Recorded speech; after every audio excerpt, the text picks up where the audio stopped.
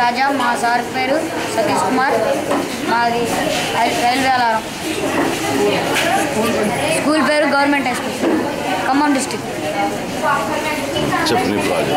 ఒకేసారి అత్యధిక మంది ప్రయాణికులు ప్రయాణించదగిన రవాణా సాధనము రైలు.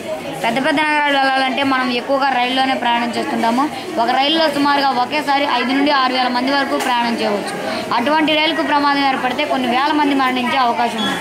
ప్రస్తుతం మన దేశంలో ఉన్న రైల్వే కంపెనీలు అన్నీ కూడా 70 సంవత్సరాల క్రితం ఉన్న టెక్నాలజీ మీద ఆధారపడి పనిచేస్తున్నాయి. అప్పటి నుండి టెక్నాలజీ మీద ఆధారపడి పనిచేస్తున్నాయి.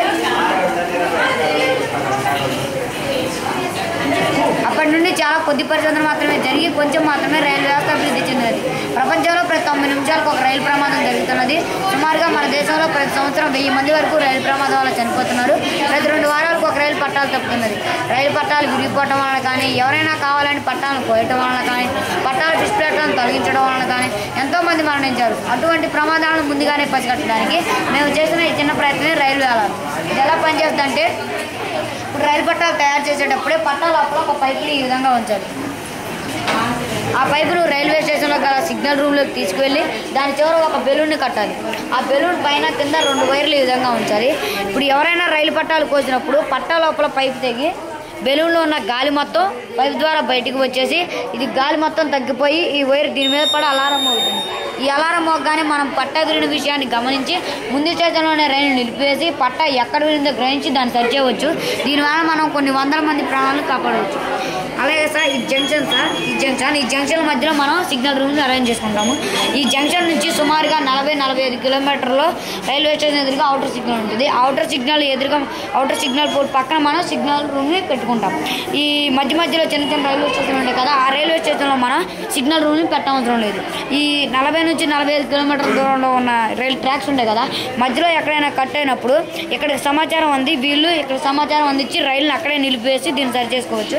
మనం పైపుల్ని ఈ విధంగా ఇక్కడికి రప్పించుకొని ఆ సిగ్నల్ రూమ్లో ఆ విధంగా మనం పెట్టుకోవాలి. ఇక్కడ మనం రైల్వే స్టేషన్ ముందర పైపులు పెట్టవసరం లేదు. ఎందుకంటే రైల్వే స్టేషన్ ముందర ఎవరైనా కట్ చేసినప్పుడు మనకు తెలిసిపోతుంది కాబట్టి పెట్టవసరం లేదు. జంక్షన్ అవి వెళ్ళిపోయిన తర్వాత అవుటర్ సిగ్నల్ కానించి మనం పైపులు కంటిన్యూ చేసుకోవచ్చు. సార్ ఈ పట్టా లోపల మనం పైపులే కాకుండా పట్టా లోపల రీఫ్లు అంతా ఖాళీ ఉంచుకొని సిగ్నల్ రూమ్ దగ్గర మనం పైపుని అటాక్ చేసుకోవచ్చు. నువ్వు పెద్ద బాగా చదువుకుని పెద్ద ఏం అవ్వాలనుకుంటున్నావు? టీచర్. ఎందుకు టీచర్ అవ్వాలనుకుంటున్నావు?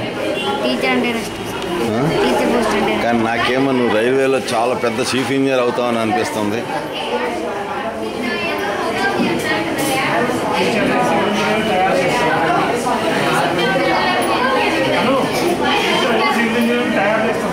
టీచర్ అయ్యి సివిల్ ఇంజనీరింగ్ తయారు చేస్తాను. కాదు, నువ్వు చీఫ్ ఇంజనీర్ అయ్యి టీచింగ్ చేయి అబ్దుల్ కలాం గారి లాగా. Okay, God bless you.